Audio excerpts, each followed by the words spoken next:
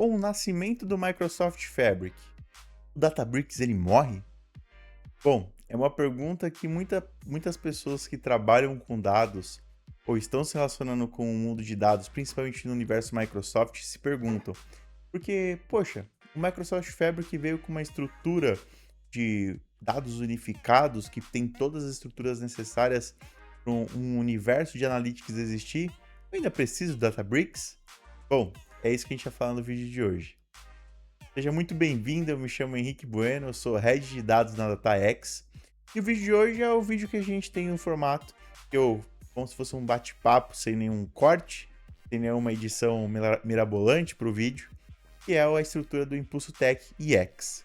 Então, se você gosta desse tipo de vídeo, se você gosta desse tipo de conteúdo, se inscreve aqui no canal, deixa nos comentários quais são os tipos de conteúdo, quais são os assuntos que você gostaria que eu falasse nos próximos vídeos. Beleza? Bom, indo para o assunto do vídeo. Microsoft Fabric e Databricks. Um anula o outro?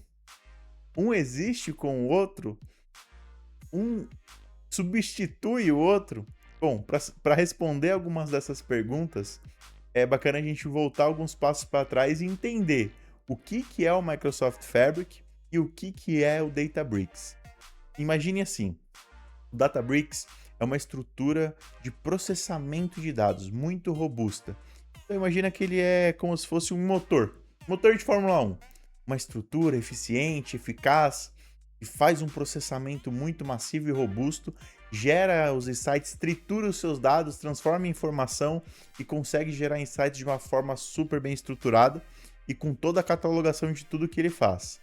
Já o Microsoft Fabric é uma coisa um pouco diferente. Ele tem essas características, não tão robustas quanto o Databricks, e tem todo um outro processo muito rico para a geração do insight. Então ele também tem todo um processo de unificação de armazenamento dos seus dados, tem toda uma estrutura de geração de insights com reports através do Power BI, tem toda uma estrutura de geração de IA com seus data agents.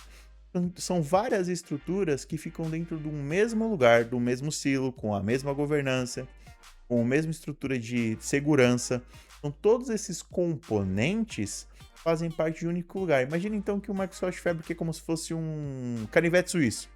Ele tem várias ferramentas no mesmo lugar, com a mesma estrutura, e você tem uma certa facilidade de controlar sua governança e sua segurança. E, Henrique, quando que eu tenho que usar cada um? Então imagina que o Microsoft Fabric ele não anula o Databricks. Você vai entender um pouco mais para frente o porquê. O Microsoft Fabric ele tem a capacidade de você fazer todo um processo do que hoje a gente chama da boa prática da estrutura de dados, que é a parte do medalhão. Então a gente consegue fazer toda a estrutura do medalhão de forma totalmente eficiente e eficaz com o Fabric. Então você consegue fazer o processo de ingestão, você consegue fazer o processo, imagina como se fosse seu staging, né? Você consegue fazer ali uma padronização mínima só para entrar isso na sua camada bronze, sem nenhum tratamento real do dado, só uma padronização para você unificar e salvar esses dados no lugar. Depois você tem a camada silver, que é a camada prata, onde você aí sim trata um pouco esses dados, então tira um pouco da parte dos nulos, faz com que as estruturas sejam similares, mesmos nomes de colunas, enfim, faz uma padronização real.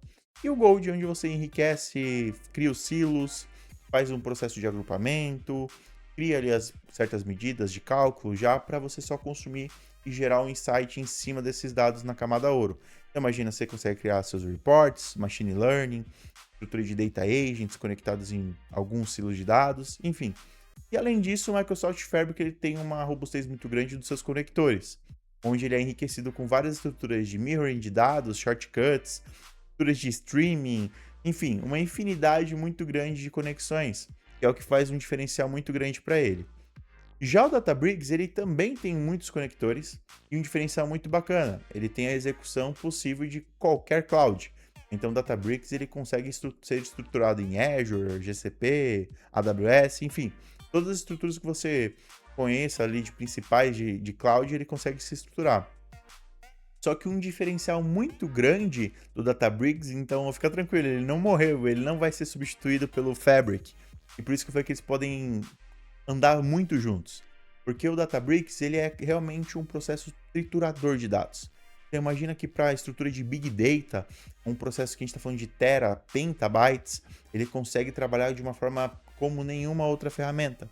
Ele consegue se estruturar ele consegue se estruturar muito bem de uma forma robusta, consegue fazer um processo de machine learning riquíssimo, ainda que o Microsoft Fabric não consegue se comparar, e todo um processo de Sparks e tratamento de dados do Databricks, ele faz com que as suas camadas de tratamento sejam ainda mais robustas.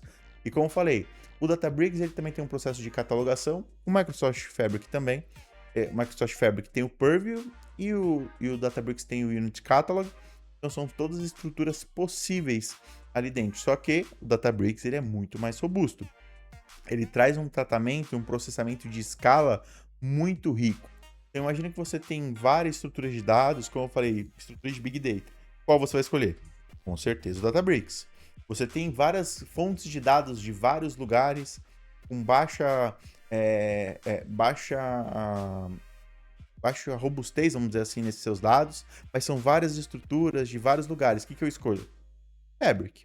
Mas e se eu tenho os dois universos, o que eu faço? Eu escolho os dois. Porque é aí que entra a jogada de mestre, a carta de mestre. Por quê? Quando você tem um ambiente que você tem várias fontes de dados e você também tem várias estruturas de Big Data, você consegue usar os dois processos em paralelo e unificá-los dentro do OneLake do Fabric. Então imagina que você fez todo um tratamento robustíssimo com o seu Databricks. O que você vai fazer com esses dados? Simplesmente fazer shortcuts do seu Databricks direto para o seu Microsoft Fabric dentro do OneLake. Você também pode fazer mirroring de dados, que tem mais ou menos a mesma capacidade.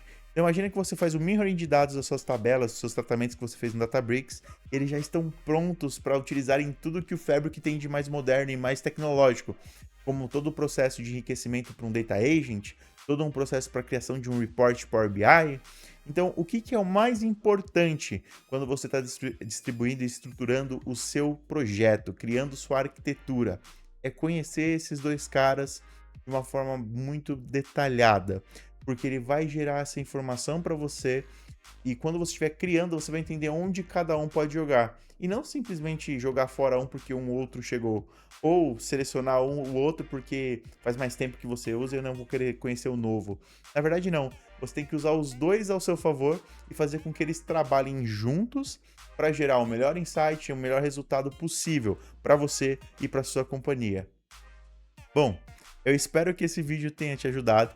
É um vídeo muito direto, como eu falei, mas que ele traz muitos insights. Então, se você gosta desses tipos de vídeos, se você gostou do conteúdo de hoje, se inscreve aqui no canal, deixa seu like. Eu espero que você volte ou acompanhe outros vídeos aqui no canal que vão sair. E se você curte esse tipo de conteúdo, comenta aqui embaixo qual tipo de vídeo, qual outro assunto que você gostaria de ver no próximo vídeo. Beleza? Espero por você e até mais!